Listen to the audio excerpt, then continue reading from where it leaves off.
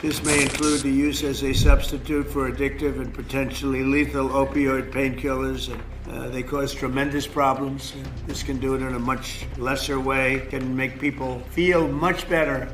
For more than half a century, cannabis has occupied one of the most rigid corners of American federal law, classified alongside heroin, legally defined as having no medical value, and politically radioactive. Now, a single executive order threatens to crack that foundation. By moving cannabis from Schedule I to Schedule III, the federal government would quietly redraw economic, medical, and legal boundaries across the United States. But this shift will not lift all boats equally. Some states stand to gain enormously. Others may lose ground, revenue, or political leverage. The consequences will be uneven and irreversible.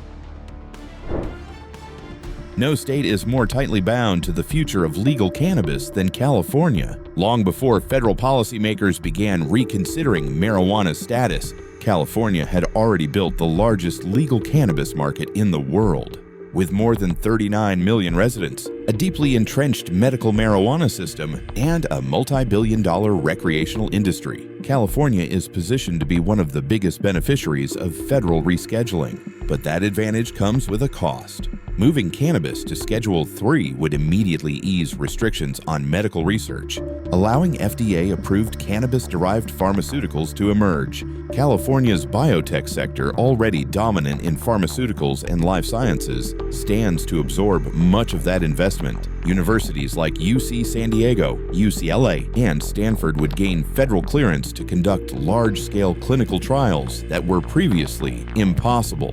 Venture capital would follow. So would pharmaceutical manufacturing. Yet the same federal recognition that unlocks opportunity also threatens California's fragile cannabis economy. The state's legal market has struggled under high taxes, strict regulations, and fierce competition from the illicit trade. Federal rescheduling would open the door for national pharmaceutical firms to enter the space, companies with lobbying power, legal teams, and capital far beyond what small California growers possess. As cannabis becomes medicalized, standardized, and FDA regulated, many legacy operators could be pushed out. There is also a political paradox. California has long used cannabis as a symbol of state autonomy, proof that progressive policy could succeed without federal permission. A federal takeover of cannabis regulation risks diluting that narrative. If cannabis becomes another federally regulated pharmaceutical product, California's role shifts from pioneer to participant. In the short term, California gains research dollars, investment flows, and legitimacy. In the long term, it faces consolidation, corporate pressure, and the slow erosion of a once countercultural industry. The state may win the first battle, but lose control of the war. Colorado was the first state to take the political risk that reshaped the national cannabis conversation. When voters approved recreational marijuana in 2012, the state became a living experiment, one watched closely by regulators, economists, and law enforcement agencies across the country. For more than a decade, Colorado's cannabis industry has generated billions in tax revenue, funded schools and infrastructure, and normalized legal marijuana in the American mainstream. Federal rescheduling now places Colorado in an unfamiliar position, no longer a trailblazer, but a test case for federal integration. On paper, moving cannabis to Schedule III benefits Colorado. The state's well-developed regulatory framework makes it easier to align with new federal standards. Medical cannabis producers could pivot toward FDA-compliant products, while research institutions like the University of Colorado gain access to federal grants and clinical trials. For policymakers, this validates what Colorado has argued for years, that regulated cannabis can coexist with public health and economic stability.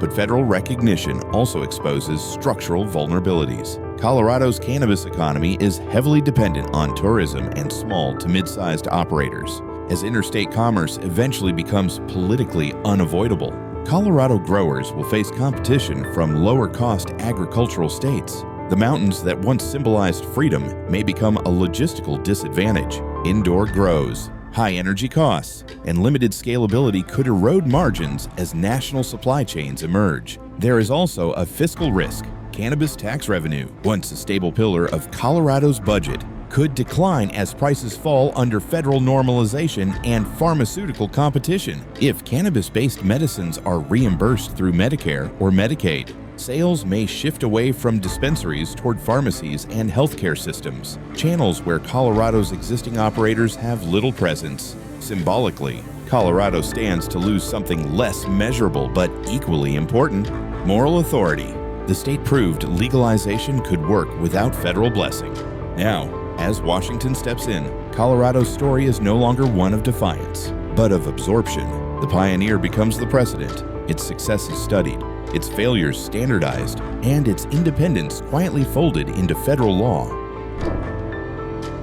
Florida represents one of the most paradoxical cannabis landscapes in the United States. It has one of the largest medical marijuana programs in the country, serving hundreds of thousands of registered patients. Yet it remains politically resistant to full legalization. Federal rescheduling threatens to upend this delicate balance. For Florida, the move to Schedule III is less about cultural change and more about economic gravity, finally overcoming political resistance.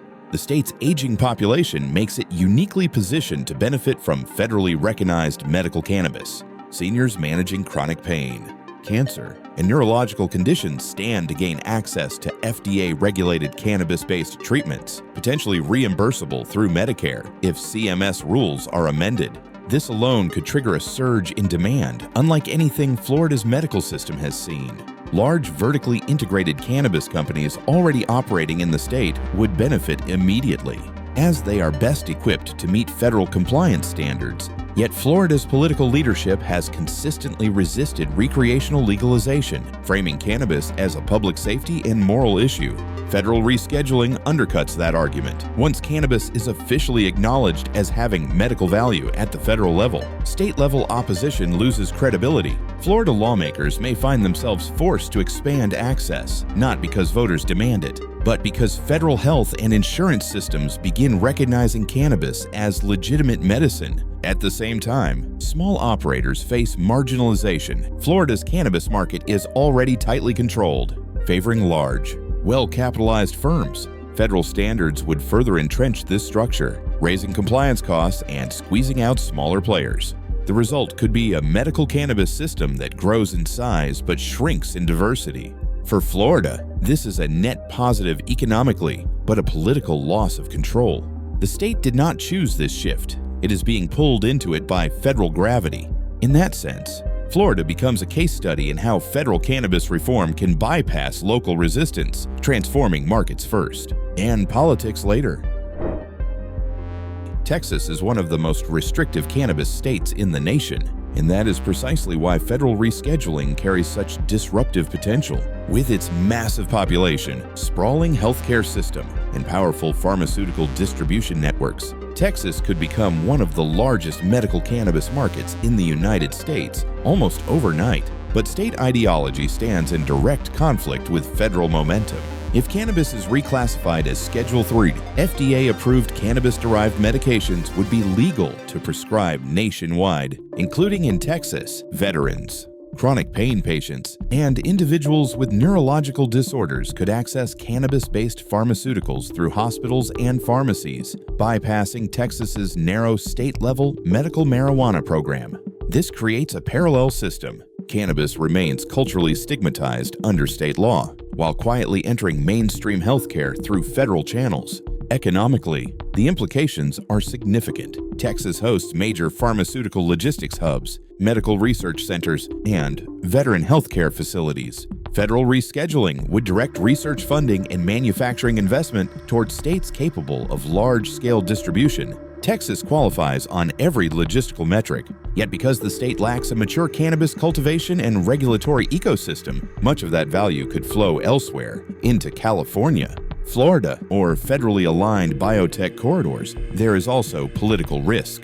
Texas lawmakers have long framed cannabis opposition as a states' rights issue. A federal move undermines that argument, exposing contradictions between conservative governance and federally recognized medical practice. Resistance may persist, but enforcement becomes increasingly symbolic as doctors prescribe federally approved cannabis medications within Texas borders. For Texas, federal rescheduling is neither an immediate win nor a clear loss. It is a missed opportunity shaped by ideology. The state could become a medical cannabis powerhouse, but only if it chooses to align with federal reality rather than resist it. Until then, Texas watches economic benefits pass through its borders without fully landing. New York entered the legal cannabis era with ambition but stumbled in execution. Promised as a vehicle for social equity and community reinvestment, the state's rollout has been slow, bureaucratic, and uneven. Federal rescheduling now reshapes New York's cannabis future, not as a cultural experiment, but as a financial and institutional opportunity. As the financial capital of the United States, New York stands to benefit enormously from one overlooked aspect of rescheduling: banking. If cannabis moves to Schedule III and is paired with momentum behind the Safer Banking Act, New York's financial institutions would be among the first to re-enter the cannabis sector without fear of federal prosecution. Capital markets, private equity, and institutional investors, long cautious, could flow back into cannabis with unprecedented scale. Wall Street does not grow cannabis, but it finances those who do. Medical research is another advantage. New York's hospitals and universities, Columbia, NYU, Mount Sinai are already leaders in clinical trials. Federal recognition of cannabis's medical value would place these institutions at the center of drug development, especially for pain management, oncology, and mental health treatments. Jobs, grants, and pharmaceutical partnerships would follow. Yet New York's biggest shortcoming remains unresolved: criminal justice. Thousands of New Yorkers were promised expungement, economic inclusion, and community repair through legalization. Federal rescheduling does nothing to accelerate those outcomes. Worse, the shift toward pharmaceutical cannabis could sideline the very communities the state claimed to prioritize, replacing small dispensaries with corporate supply chains and medical monopolies. New York wins financially but loses narratively. The state that framed cannabis as social justice now risks presiding over a system driven by banks, hospitals, and pharmaceutical firms. The market grows, the mission fades, and the gap between economic success and moral accountability widens. Oregon's cannabis economy has long been defined by abundance, fertile land, permissive regulations, and a deeply rooted cannabis culture turned the state into one of the most productive marijuana markets in the country. That success, however, created a structural weakness: chronic overproduction. Federal rescheduling brings Oregon both relief and risk, opening doors to legitimacy while exposing the limits of excess supply. Moving cannabis to Schedule III would finally allow Oregon's universities and research institutions to participate in federally funded cannabis studies. This could revive parts of the market by shifting cultivation toward research-grade and pharmaceutical-grade production. For some growers, especially those able to meet FDA standards, this represents a lifeline. Cannabis would no longer be just a commodity, but a medical input. But for the majority of Oregon producers, federal involvement may accelerate consolidation. Oregon's low prices, once a consumer advantage, become a liability when compliance costs rise. Federal standards demand consistency, testing, and traceability far beyond what many small farms can afford. As pharmaceutical companies and multi-state operators enter the field, Oregon's fragmented market faces pressure to shrink. There is also the interstate commerce question. Oregon has long argued that it could supply the nation if federal barriers fell. But Schedule III does not legalize interstate trade in raw cannabis. Instead, it privileges processed, approved medical products, an arena dominated by capital, not farms. Oregon's dream of exporting surplus cannabis may never materialize in the way growers hoped. In this new reality, Oregon becomes a cautionary tale. Early freedom created abundance, but without federal alignment, that abundance lost value. Rescheduling offers legitimacy, but not salvation. The state must now adapt from volume-driven production to precision-driven medicine, or risk watching its cannabis identity fade into surplus history.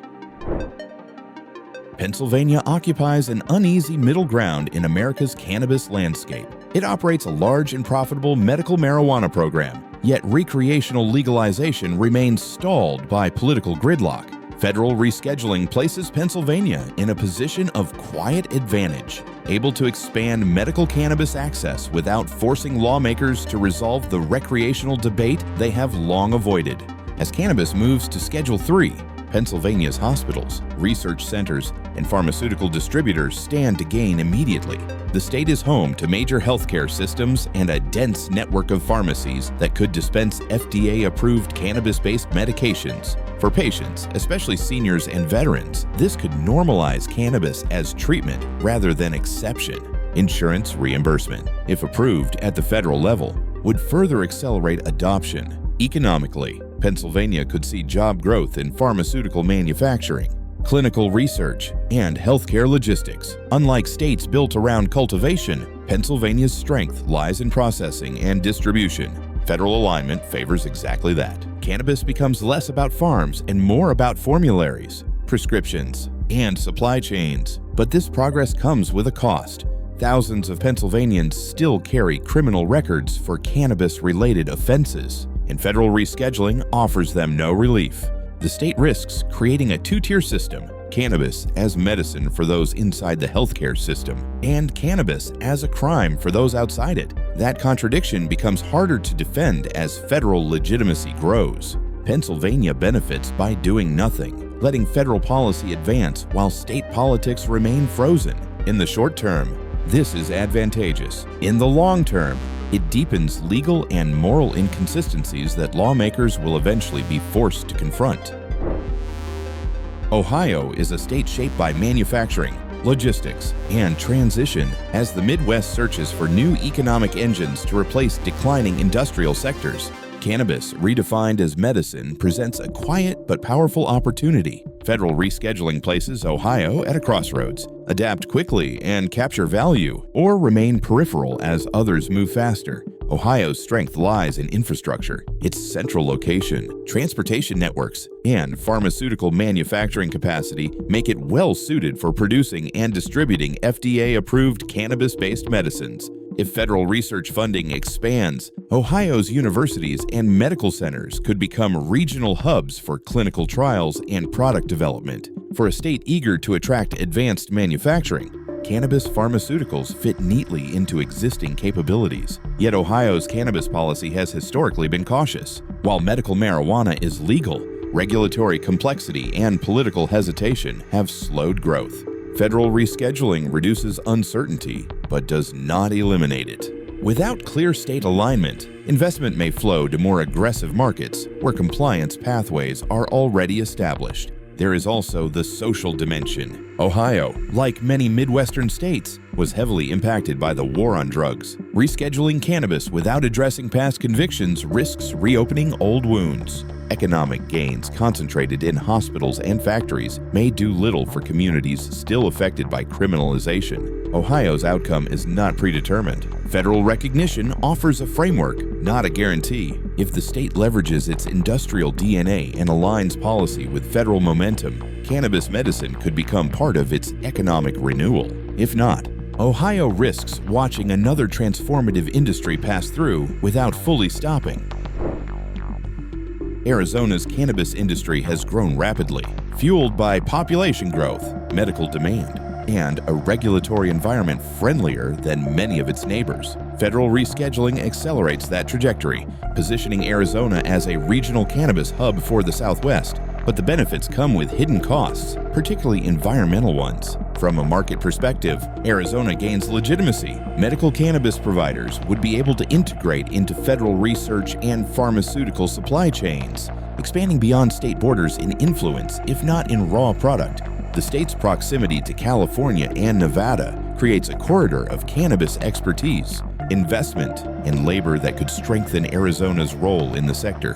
However, cannabis cultivation in Arizona is resource-intensive. Water scarcity, already a defining challenge, becomes more acute as production scales. Federal rescheduling may encourage larger, more capitalized operations to expand, operations that demand significant water and energy inputs. As cannabis shifts from niche product to medical staple, environmental stress intensifies. There is also a geopolitical layer. Arizona's border position places it at the intersection of federal drug policy, immigration enforcement, and cross-border trafficking. Federal acknowledgement of cannabis's medical value complicates long-standing enforcement narratives. potentially redirecting resources but also creating regulatory gray zones. Arizona benefits economically and strategically, but at the risk of deepening environmental strain. Federal recognition does not solve water shortages or energy demands. It simply raises the stakes. The state must now decide whether growth will be managed or merely accelerated. West Virginia illustrates the other side of federal cannabis reform, the states that gain little and risk falling further behind. With limited healthcare infrastructure, minimal biotech presence, and a struggling economy, West Virginia is poorly positioned to capitalize on cannabis rescheduling, despite having some of the highest rates of chronic pain, disability, and veteran populations in the country. In theory, federal recognition of medical cannabis should benefit West Virginians most. In practice, access remains constrained. FDA-approved cannabis medicines would likely be distributed through large hospital networks and pharmacies that are sparse in rural Appalachia. Without targeted investment, patients may see little improvement in availability or affordability. Economically, West Virginia lacks the capital base to attract pharmaceutical manufacturing tied to cannabis.